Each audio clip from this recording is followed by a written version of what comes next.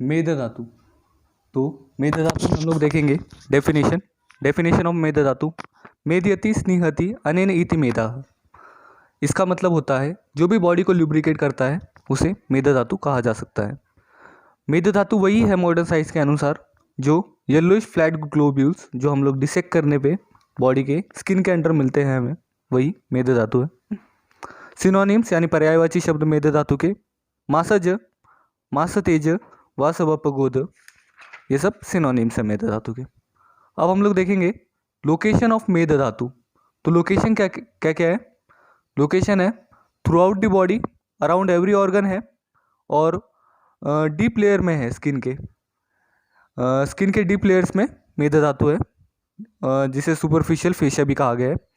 तो store house क्या क्या है मेद धातु के? ब्रेस्ट है, बटॉक रीजन है, ओमेंटम है, पेरिटोनियल कैविटी है, और किडनी के अराउंड पेरिनेफ्रिक फैट जिसे कहते हैं वो सारा मेद धातु है।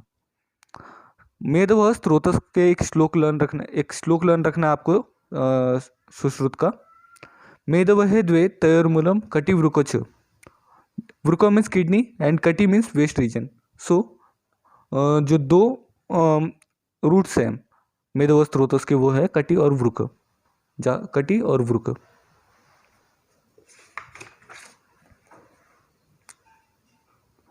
पंचमहाभूत कॉन्स्टिट्यूशन मेद धातु का जल और पृथ्वी महाभूत है, बट चरक ने प्रीडोमिनेंटली जल महाभूत को आधिक्य बताया है मेद धातु में। मेदोधरा कला में हमें एक श्लोक याद रखना है। तृतीया मेदधरा मेदो ही सर्वभूतानाम उदस्तम अनवस्थिषु च महत्सु च मज्जा भवति। What does it means? It means abdominal organs के अराउंड और स्मॉल जॉइंट्स के अराउंड जो लेयर्ड स्ट्रक्चर है वो मेद धातु का है। फैट, पूरा फैट जो प्रेजेंट है एब्डोमिनल ऑर्गन्स के अराउंड, अपना बेली के अराउंड जितना भी फैट है वो सारा मेद धातु बोला जा सकता है। स्मॉल जॉइंट्स के अराउंड जो भी फैट है वो मेद धातु है। फिर हम लोग देखेंगे सिंथेसिस ऑफ मेद धातु। एम्ब्रियोनिक स्टेज में जैसे बच्चा खुद तो खाना खा नहीं सकता, फीटस जो है, तो उसे कौन पोषण करेगा? मैटरनल आहार रस। और पोस्टनेटल आफ्टर बर्थ उसे डाइजेस्टेड फूड से ही पोषण मिलेगा और मेद धातु उससे मेद धातु बनेगा। अब जो मेद धातु अग्नि है वो क्या करेगा? जो न्यूट्रिएंट्स है मेद धातु के, जो आहार रस में न्यूट्रिएंट्स प्रेजेंट है मेद धातु के, उसे मेदव स्रोतस में कन्वर्ट करेगा। किस में? पोष्य मेद धातु और मल ऑफ मेद धातु। मल ऑफ मेद धातु क्या है? मल ऑफ मेद धातु है स्वेद। हम आगे देखेंगे मेटाबॉलिज्म ऑफ मेद धातु। डाइजेशन ऑफ फूड किससे होता है? जठर अग्नि से। अब्जॉर्प्शन पाचक पित्त से होगा ऑफ आहार रस। तो इसके बाद जो न्यूट्रिएंट्स ऑफ मेद धातु बनेंगे उस पर जब मेद धातु अग्नि का जब एक्शन होगा, मतलब उसके खुद के अग्नि का एक्शन होता है, तो पोष्य मेद और मेद मल स्वेद बनेगा, जैसे कि हमने पहले आपको बताया था। अब जो पोष्य मल है वो पूरी बॉडी में सर्कुलेट होके स्टोर होगा और स्नेहन करेगा बॉडी का, मीन्स लुब्रिकेट करेगा बॉडी को। And the excretion through the, जो मेद मल है वो क्या करेगा? एक्सक्रीट हो जाएगा थ्रू स्किन पोर्स। स्वेद जैसे कि हमें पता है जो अपने स्किन पे जो पोर्स होते हैं हेयर फॉलिकल्स के, उससे एक्सक्रीट हो जाएगा। क्षीरधादी न्याय धातु पोषण के लिए 3 न्याय बताए गए। क्षीरधादी, केदारकुल्य, खले कपूत। तो क्षीरधादी में हमने समझना है ट्रांसफॉर्मेशन ऑफ न्यूट्रिएंट्स। ट्रांसफॉर्म किसको करेगा? पोषक मेद को पोष्य मेद धातु में कन्वर्ट करेगा। और केदारकुल्य न्याय में ट्रांसपोर्टेशन होगा किसका? मेद धातु का टू इट डिपोर्ट्स मीन्स जो मेद धातु के रूट्स हैं और वहां से फिर पूरे बॉडी में। खले कपूत न्याय एक्शन ऑफ मेद धातु अग्नि सेलेक्टिवली ऑन न्यूट्रिएंट्स, मतलब जो पोषक मेद धातु है उस पर किसका संस्कार होगा या फिर किसका एक्शन होगा? मेद धातु अग्नि का एक्शन होगा, तो उसे खले कपूत न्याय बोला गया है। त्रिधा पोषण ऑफ मेद धातु। त्रिधा पोषण क्या है? जो मेटाबॉलिज्म के बाद मेद धातु के जो 3 प्रोडक्ट बनते हैं उसे त्रिधा पोषण बोला गया है। तो वो है स्थूल मेद धातु, मेदोमल स्वेद, और प्रीकर्सर ऑफ अस्थि, मतलब अस्थि को पोषण करेगा इसलिए प्रीकर्सर ऑफ अस्थि ऐसा बोला गया है। मेद धातु उत्पत्ति काल, मेद धातु का उत्पत्ति काल क्या है? 15 डे आहार रस से 15वें दिन पे मेद धातु बनेगा। प्रॉपर्टीज क्या क्या है मेद धातु के? प्रॉपर्टीज हैं अनकटआउस है, स्टेबल है, हैवी है मतलब गुरुता है, और विस्कस है सांद्र है, और सॉफ्ट है मृदु है एकदम, मतलब जिसे बोलते हैं ना हम लोग गुलगुलित है। अब हम लोग आएंगे फंक्शंस पे, फंक्शंस ऑफ मेद धातु।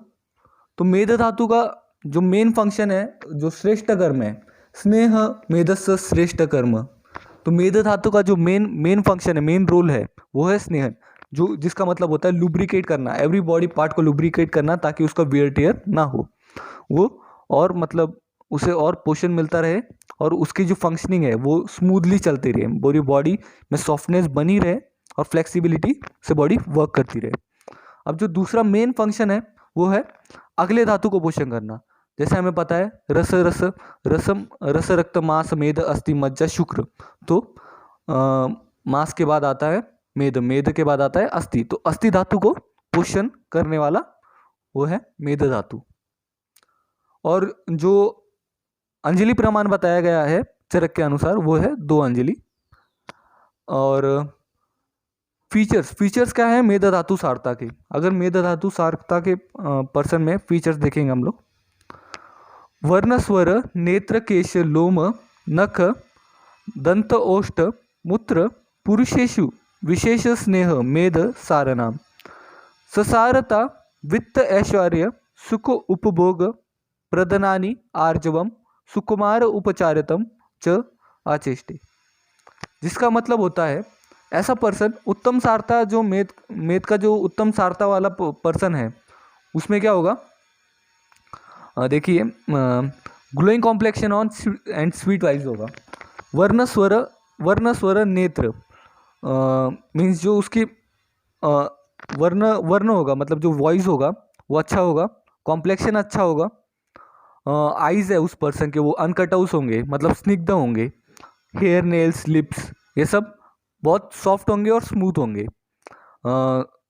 स्निग्ध, और यूरिन में भी कोई ऑब्स्ट्रक्शन नहीं होगा, यूरिन मूत्र में कोई ऑब्स्ट्रक्शन नहीं होगा। और जैसे हम लोगों ने देखा कि उस आदमी को उत्तम सारता के पर्सन को wealth power happiness enjoyment charity इन सब में वेल्थ मिलेगा, पावर मिलेगा, हैप्पीनेस मिलेगा, और चैरिटी में उसे इंटरेस्ट होगा। और वो पर्सन थोड़ा बल्कि होने के बजाय वो हार्ड वर्किंग होगा, ऐसा उत्तम सारता के उत्तम सारता के पर्सन को फीचराइज किया हुआ है। अब जो उपधातु है मेद का वो है स्नायु। स्नायु मीन्स हमने पहले ही बोला था मांस धातु में लिगामेंट्स, जो मांस धातु में जो पहले हमने बताया था कि जो मांस धातु का जो मांस व स्त्रोतस का रूट्स है स्नायु, वो इधर उपधातु है किसका? मेद धातु का। तो मेद धातु में ligaments and tendons are the उपधातु ऑफ मेद धातु। तो मल क्या है? स्वेद, जो हम लोग पहले बता चुके हैं।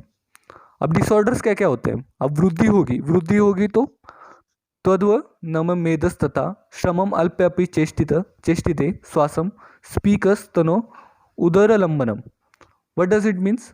इट मीन्स श्रमम अल्प्यपि चेष्टित श्वास, fatigue and dyspnoea due to exertion. Fatigue means एकदम थक जाना, डिसअपनिया मीन्स जिसे हम लोग सांस लेने में जैसे परेशानी होती है उसे डिसअपनिया कहा गया इधर। और एकदम एनलार्जमेंट हो जाना बटॉक का, जिसे स्पीक कहा गया, स्तन जिसे ब्रेस्ट कहा गया, और उदर का, उदर मीन्स एब्डोमेन, उदर लंबनम हम जैसे गणपति बप्पा को भी बोला जाता है। तो इसका एनलार्जमेंट होगा इधर मेद वृद्धि में। अब मेद क्षय में क्या क्या होगा? मेदक्षय प्लीहाभिवृद्धि संधि शून्यता रोक्षयम मेदुर मास प्रार्थना च। पहले तो स्प्लीन एनलार्जमेंट होगा क्योंकि एब्डोमिनल फ्लैट का एकदम लॉस हो चुका है। और संधि शून्यता मीन्स हॉलोनेस होगी थोड़ी जॉइंट्स में, क्योंकि जो मेद प्रेजेंट होता है अपनी जॉइंट्स के अराउंड, वो अब कम हो चुका है या फिर लेस अमाउंट में प्रेजेंट है। रुक्षता, ड्राइनेस हो जाएगी हेयर, स्किन, स्कैल्प, नेल्स में, ऑल जगह, आइज में। और मेदुर मास प्रार्थना मीन्स उसको डिजायर होगा, जिसका मेदु धातु का क्षय हो चुका है उसको, और नॉनवेज फूड खाने की डिजायर होगी। तो यही सब बोला गया है। अब मोटे मोटे तौर पे हमें क्या याद रखना है? हमें याद रखना है पहले तो सिनोनिम्स, मास, तेज, वास, वप, अस्थिकृत इसलिए बोला गया है क्योंकि वो अस्थि धातु को आगे जाके पोषण करेगा या फिर नरिशमेंट देगा। मूल स्थान ऑफ मेदो स्रोतस, वृक्क, वपवाहनम एंड कटी, जो हमने पहले देख लिया था। मेदो पोषण काल 15 दिन, आहार रस से 15वें दिन पे बन जाएगा। क्वालिटीज क्या क्या है? गुरु है, स्निग्ध है, सलक्षण है, स्थिर है, द्रव है। पंचमहाभूतिक प्रीडोमिनेंस पृथ्वी और जल का है। मल ऑफ मेद धातु स्वेद है। और जो सिम्टम्स है वृद्धि है, स्पीक स्तन उदर लंबनम, अल्प श्रमे श्वास। और जो सिम्टम्स है मेदशय के, कृशांगता, कृशांगता एक आया है जिसे मेद एकदम, कृशांगता मीन्स एकदम आदमी जब एकदम पतला हो जाता है, एकदम कार्श्य टाइप का हो जाता है, उसे कृशांगता कह सकते हैं। और प्लीहा भी वृद्धि, जैसे स्प्लीन का एनलार्जमेंट, क्योंकि एब्डोमिनल फैट लॉस हो चुका है। और एक और यहाँ पे आया है कटी स्वाप मीन्स नमनेस इन दी वेस्ट रीजन भी होता है मेदशय में। तो यही सब था। अगर आपको हमारा चैनल अच्छा लगा हो, तो अगर हमारा वीडियो अच्छा लगा है तो प्लीज़ लाइक कीजिए, कमेंट कीजिए, शेयर कीजिए और सब्सक्राइब कीजिए। Thank you.